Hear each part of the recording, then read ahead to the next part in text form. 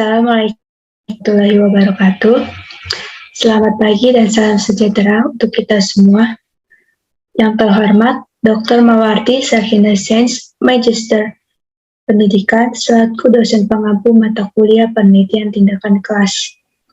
Perkenalkan, nama saya Karunia Nurulita Purwanti dengan nomor induk mahasiswa 1980206-201. Dari program studi pendidikan guru sekolah dasar Fakultas Ilmu Keguruan dan Ilmu Pendidikan Universitas Muhammadiyah Tangerang. Pada kesempatan kali ini, saya akan mempresentasikan proposal dengan judul Peningkatkan hasil belajar PKN melalui metode Information Search pada siswa kelas 4 di SDN Karangtengah 3 Kota Tangerang.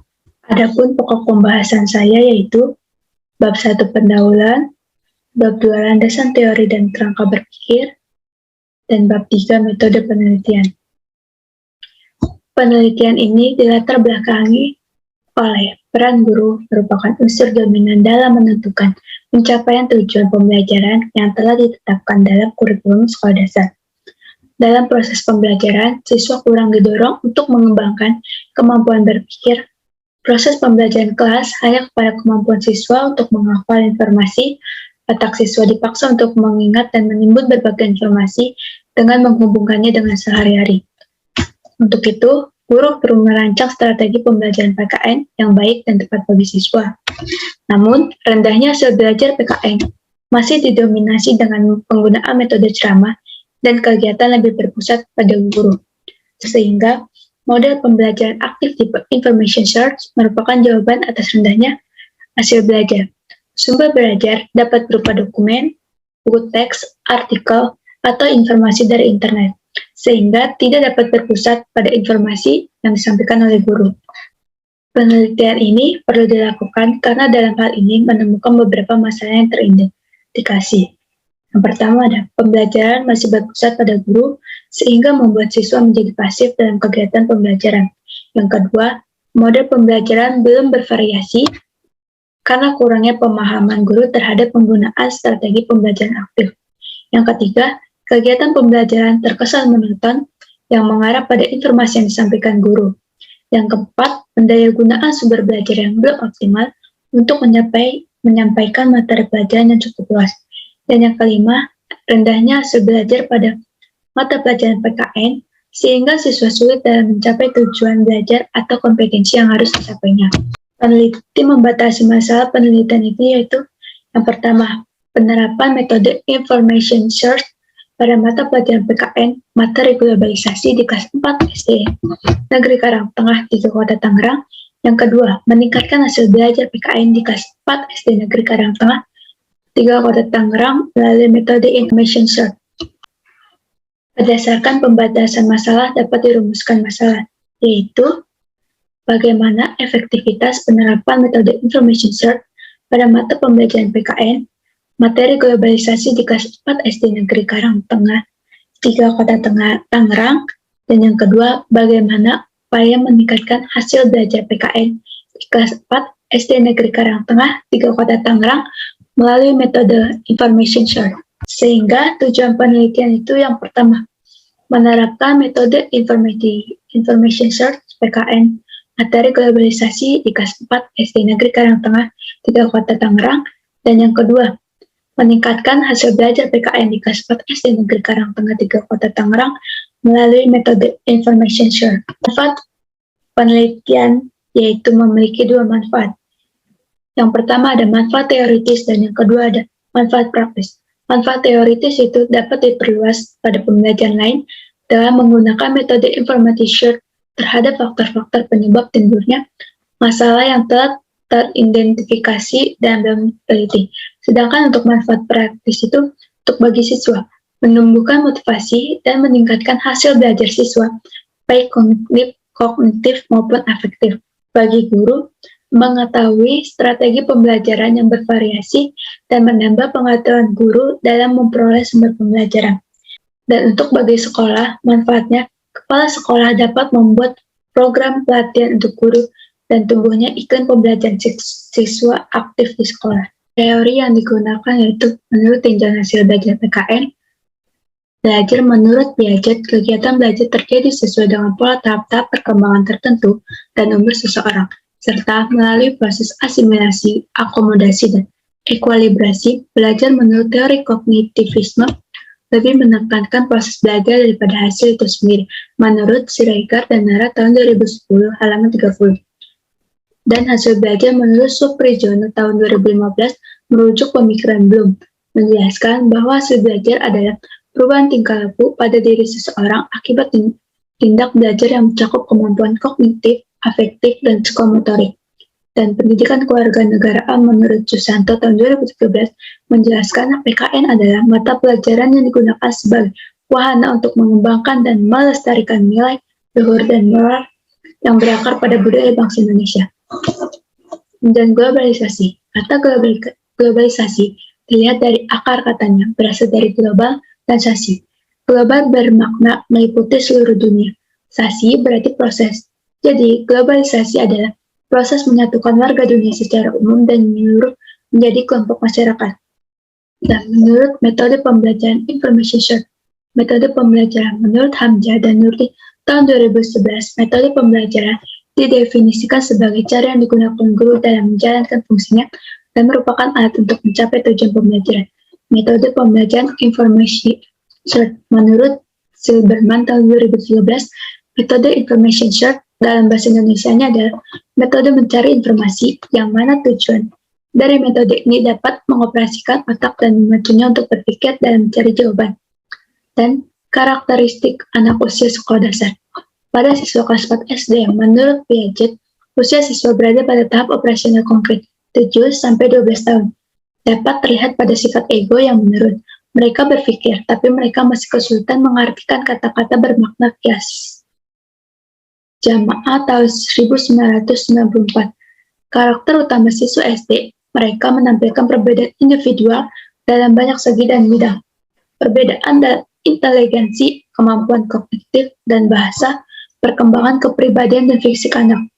Karakteristik siswa kelas 4 SD adalah siswa yang berada pada rentang usia antara 9-10 tahun, yang termasuk tahap perkembangan operasional konkret, yang aktivitasnya difokuskan pada objek dan peristiwa nyata. Beberapa penelitian terdahulu menyatakan,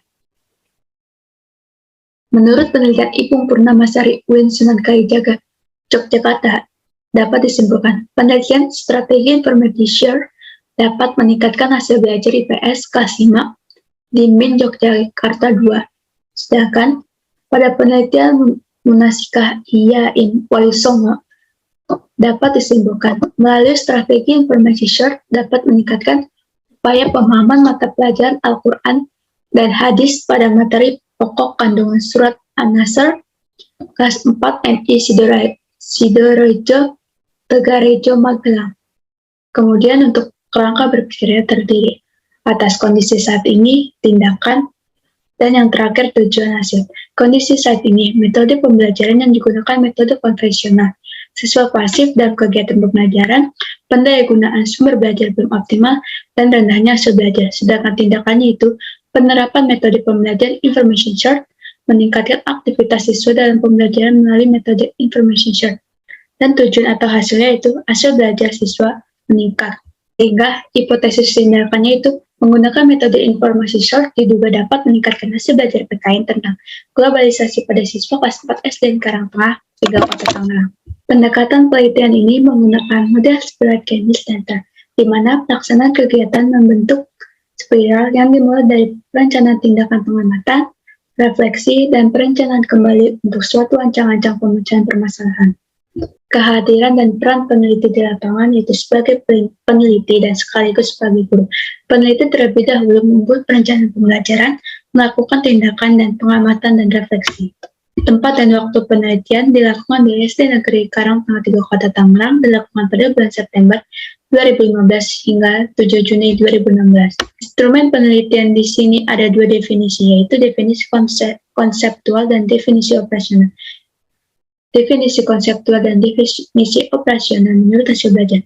Definisi konseptual adalah hasil belajar PKN merupakan kemampuan-kemampuan yang dimiliki siswa setelah melakukan kegiatan pembelajaran meliputi ranah kognitif, afektif, dan psikomotorik. Definisi operasional menurut hasil belajar, skor yang mengukur tentang makna globalisasi, menganalisa dampak positif dan negatif globalisasi, pengaruh globalisasi dalam berbagai bidang kehidupan dan misi kesenian Indonesia dalam misi kebudayaan internasional.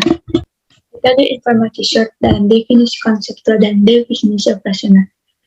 Definisi konseptual, metode informasi short adalah metode pembelajaran yang dikembangkan dari model pembelajaran aktif. Sedangkan untuk definisi operasionalnya, metode informasi short adalah skor yang diberikan oleh observer setelah mengamati lebih menekankan pada pembelajaran aktif siswa. Siswa dapat mengonstruksi pengetahuan melalui pembelajaran kooperatif atau kerjasama, serta mengembangkan inisiatif dan tanggung jawab. Sehingga indikator keberhasilannya dibuat supaya peneliti menggunakan penelitian tindakan kelas memahami apakah setiap tindakan dalam siklusnya ada peningkatan atau tidak. Dalam hal ini, teknik pengumpulan data dibutuhkan teknik alat-alat yaitu berupa tes, observasi, dokumentasi, dan catatan lapangan. Tes berupa tes bahan ganda pada setiap akhir siklus. Sedangkan observasi, pengamatan langsung dengan objek peneliti terhadap siswa maupun guru menggunakan lembar observasi. Sedangkan dokumentasi dikumpulkan, maka akan ada data terkumpul data yang dibutuhkan dalam penelitian. Sedangkan catatan lapangan, dokumen yang dapat membantu guru dalam merefleksi kegiatan yang dilakukan selama penelitian. Sehingga teknik analisis datanya menggunakan model Miles dan Haberman, di mana meliputi reduksi data, memilih data penting, relevan, dan bermakna, sajian deskripsi, seperti narasi, visual gambar, dan tabel, dengan alur sajian sistematis dan logis, dan yang terakhir penyimpulan dari hasil yang disajikan, seperti dampak penelitian, tindakan, dan efektivitasnya. Lalu kemudian keabsahan data. Menurut Sugiono tahun 2015, triangulasi dalam pengujian kredibilitas ini diartikan sebagai pengecekan data dari berbagai sumber dengan berbagai cara dan berbagai waktu. Dengan demikian terdapat triangulasi sumber, triangulasi teknik, dan triangulasi waktu. Di mana triangulasi sumber untuk menguji kredibilitas data dilakukan dengan cara mengecek data yang telah diperoleh melalui berbagai sumber, sedangkan triangulasi teknik dilakukan dengan cara mengecek data kepada sumber data teknik yang sama dengan teknik berbeda. Sedangkan triangulasi waktu dapat dilakukan dengan cara melakukan pengecekan dengan cara observasi atau teknik lain dalam waktu atau situasi yang berbeda. Dalam penelitian ini, teknik yang digunakan untuk menguji keabsahan data yaitu teknik triangulasi teknik.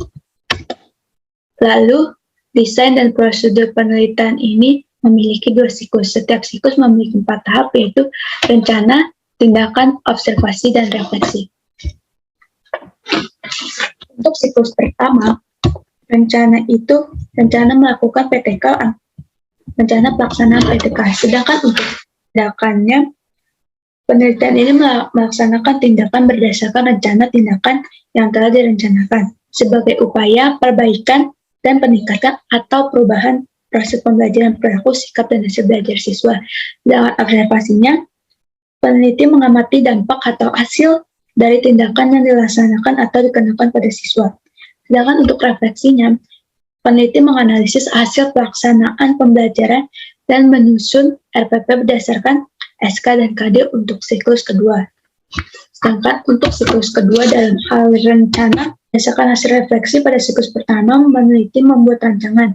Pada siklus kedua dengan terlebih dahulu merancang RPP yang sesuai dengan SK dan KD dan standar isi. Sedangkan tindakannya, pembelajaran sesuai dengan RPP yang dikembangkan dari hasil refleksi siklus pertama.